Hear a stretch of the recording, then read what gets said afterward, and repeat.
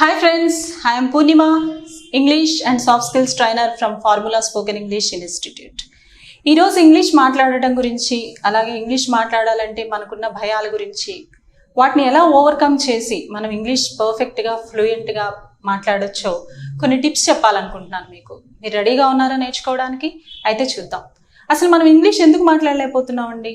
ఒకసారి మిమ్మల్ని మీరు క్వశ్చన్ చేసుకోండి, మీకే ఆన్సర్ దొరుకుతుంది. బట్ చాలామంది ఇవాళ చూస్తుంటే గ్రాడ్యుయేట్స్ కానివ్వండి, లేకపోతే ఎంప్లాయీస్ కానివ్వండి, లేకపోతే హౌస్ వైఫ్స్ కానివ్వండి, ఎవరైనా సరే ఇంగ్లీష్ అంటే అదొక పెద్ద భూతం, మాకు రాదు, మేము మాట్లాడలేము అనే భయాన్ని పెట్టుకొని ఉంటున్నారు. ముందు ఆ భయాన్ని వదిలేస్తే సగం ఇంగ్లీష్ వచ్చినట్లే. ఇంకొక క్వశ్చన్ వేస్తాను మీకు. అసలు రోజులో మనం ఇంగ్లీష్ ఎక్కువ మాట్లాడుతున్నామా, తెలుగు ఎక్కువ మాట్లాడుతున్నామా? ఒకసారి మిమ్మల్ని మీరు చెక్ చేసుకోండి. మార్నింగ్ లేచిన దగ్గర నుంచి నైట్ పడుకునే వరకు మనం ఎక్కువ శాతం ఇంగ్లీషే మాట్లాడతాం. మార్నింగ్ లేచాను, 6కి లేచాను, టీ తాగాను, కాఫీ తాగాను, ఇలా ప్రతి వర్డ్ కూడా మనం వాడుతుంది ఇంగ్లీషే కదా. మరి ఇంకా ఇంగ్లీష్ రాదని ఎందుకు అనుకుంటాం? ఆల్మోస్ట్ మన దగ్గర 50 to 60% ఇంగ్లీష్ ఉంది. మనం రోజువారీ జీవితంలో దాదాపు 50 నుంచి 60% వరకు ఇంగ్లీష్ వాడుతూనే ఉన్నాం.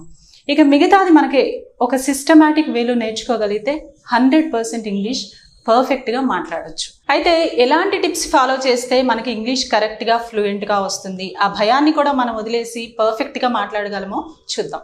ఏంటి ఆ టిప్స్ అంటే, ఫస్ట్ ఇంగ్లీష్ స్పీకింగ్లోకి వచ్చినప్పుడు గ్రామర్ చాలా అవసరం అండి. తెలుగుకైనా ఇంగ్లీష్కైనా మరి ఏ లాంగ్వేజ్కైనా గ్రామర్ అనేది మనకు పర్ఫెక్ట్గా రావాలి. గ్రామర్ అంటే ఏం లేదు, రూల్స్ అండ్ రెగ్యులేషన్స్ ఫాలో చేయటం.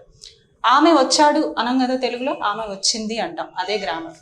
అతను వచ్చింది అనం కదా, అతను వచ్చాడు అంటాం, అదే గ్రామర్. ఇక్కడ కూడా గ్రామర్లోకి వచ్చినప్పుడు పర్ఫెక్ట్గా ఎక్కడ ఎలా యూజ్ చేయాలి అనేది మనకు తెలియాలి. గ్రామర్ తెలియడం అంటే మనకి 10th క్లాస్ వరకే గ్రామర్ తెలిసిపోయింది, 10th క్లాస్లోనే మనం నేర్చేసుకున్నాం.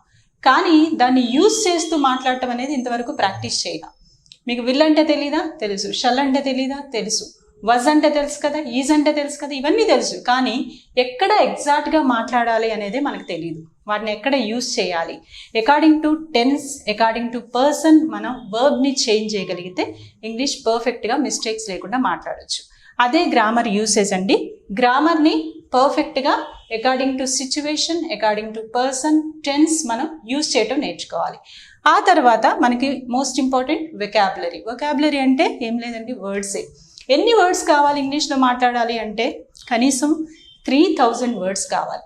ఆల్రెడీ మన దగ్గర 2000 వర్డ్స్ ఉన్నాయి. రోజువారీ మనం యూజ్ చేసేవన్నీ కూడా ఇంగ్లీష్లోనే వాడుతున్నాం, తెలుగులో వాడడం అనేది చాలా తక్కువ. సో ఆ వర్డ్స్ అన్నీ కనీసం ఒక 2000 ఉండవా? ఖచ్చితంగా ఉంటాయి. ఇంకొక 1000 వర్డ్స్ మీరు కొత్తగా నేర్చుకోవాల్సి ఉంటుంది.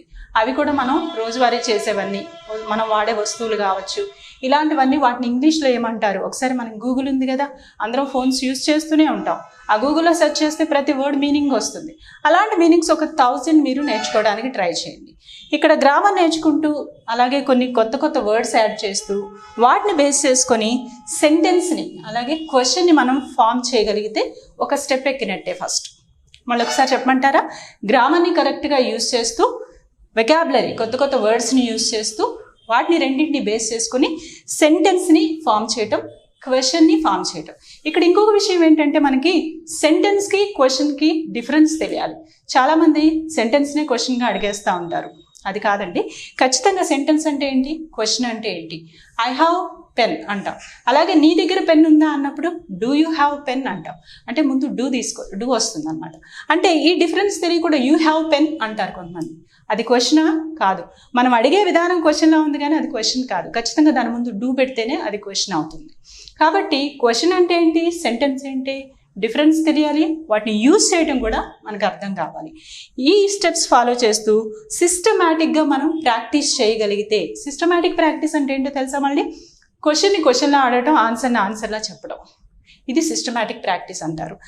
అదేవిధంగా ఆ క్వశ్చన్ని ప్రొలాంగ్ చేసుకుంటూ వెళ్ళడం. ఒక క్వశ్చన్ వేసి ఒక ఆన్సర్ దగ్గర ఆగిపోతే మనం ఎక్కువసేపు మాట్లాడలేము. అదే ఇంకా ప్రొలాంగ్ చేస్తూ రిలేటెడ్ క్వశ్చన్స్ వేయగలిగాం అనుకోండి. Do you have pen? Yes, I have pen. Which pen do you have? I have a Parker pen.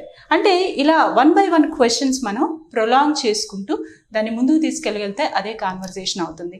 ఈ స్టెప్స్ మనం సింపుల్గా ఫాలో చేస్తూ మన ఎదుటి ఎవరైతే ఉన్నారో వాళ్ళతో మాట్లాడటం, ప్రాక్టీస్ చేయటం ఇంట్లోనే మొదలైంది. ఈజీగా ఇంగ్లీష్ వస్తుంది. కాన్వర్జేషన్ ఎలా చేయాలి అనుకుంటున్నారా? మాట్లాడాలి అంటే ఒక క్వశ్చన్ ఒక ఆన్సర్తో సరిపోదు, దాన్ని మనం ప్రొలాంగ్ చేయటం తెలియాలి. తెలుగులో చూడండి, ఎక్కడికి వెళ్ళావు, ఎప్పుడు వెళ్ళావు, ఎందుకు వెళ్ళావు, ఎవరితో వెళ్ళావు, ఇన్ని క్వశ్చన్స్ వేస్తాం.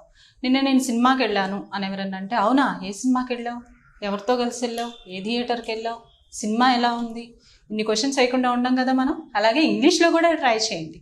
చూద్దామా కాన్వర్జేషన్ ఎలా చేయాలో, లేకపోతే క్వశ్చన్స్ అండ్ ఆన్సర్స్ ఎలా ప్రొలాంగ్ చేసుకోవాలో చూద్దాం. హ్యావ్ అనేది మీకు తెలుసు కదా, హ్యావ్ అంటే ఏంటండి, కలిగి ఉండడం. ఒక చిన్న కాన్వర్జేషన్ హ్యావ్ మీద. ఒకవేళ మీరు ఎవరికన్నా నీకు కారు ఉందా అని అడగాలంటే, ఇవాళ జనరల్ క్వశ్చన్ కదా, నీకు మొబైల్ ఉందా, నీకు కారు ఉందా, నీకు బైక్ ఉందా, ఇలా అడుగుతూ ఉంటాం. So do you have car, do అనేది ముందుకు వస్తే క్వశ్చన్ అయిపోయింది. ఇదే డూ తీసేస్తే యూ హ్యావ్ కార్ అంటే నీకు కారు ఉంది అని మనం చెప్పినట్టు, ఇది స్టేట్మెంట్ అవుతుంది. మనమే చెప్తున్నాం నీకు కారు ఉంది. అదే దాని ముందు డూ పెడితే ఏమైందండి, క్వశ్చన్ అయిపోయింది. Do you have car? Yes. Car ఏం ఆన్సర్ వస్తుంది ఇక్కడ? Yes, I have a car. Next question ఏమడుగుతాం, జనరల్గా తెలుగులో అయితే ఏమడుగుతాం, ఏ కార్ ఉంది నీకు అంటాం కదా. అలాగే which car do you have, ఏం యాడ్ చేస్తున్నాం, క్వశ్చన్ వర్డ్స్ యాడ్ చేస్తున్నాం. క్వశ్చన్ వర్డ్స్ అంటే what, when, why, which, how, how many, how long, ఇలాంటివన్నీ కూడా క్వశ్చన్ వర్డ్స్. అవి జస్ట్ ముందు ఏ క్వశ్చన్ అయితే ఉందో దాని ముందు యాడ్ చేసుకుంటూ వెళ్తే అదే కాన్వర్సేషన్ అవుతుంది.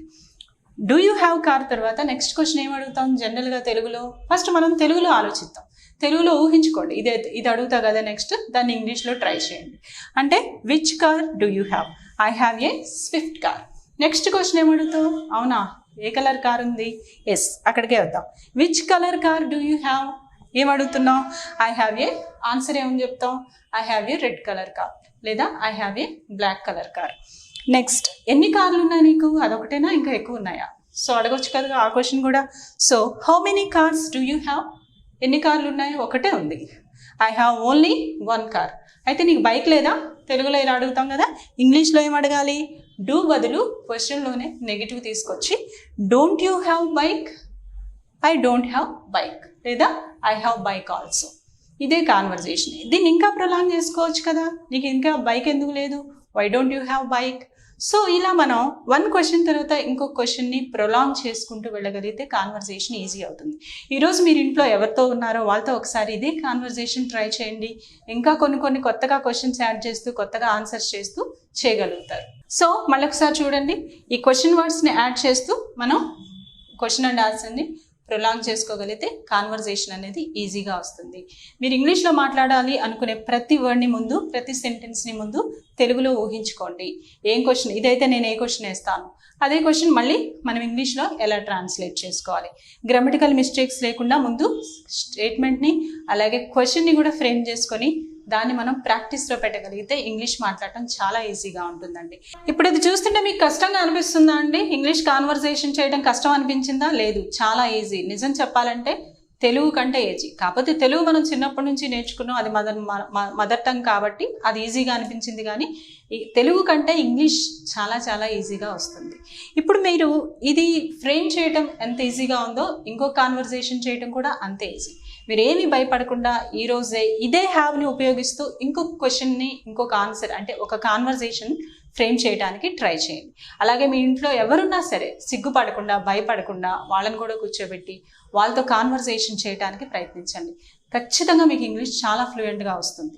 ఇంకా ఇంగ్లీష్ గురించి టిప్స్, ఎలా మాట్లాడాలో వాటి గురించిన వివరాలు తెలుసుకోవాలనుకుంటే నెక్స్ట్ వీడియో ఖచ్చితంగా చూడండి.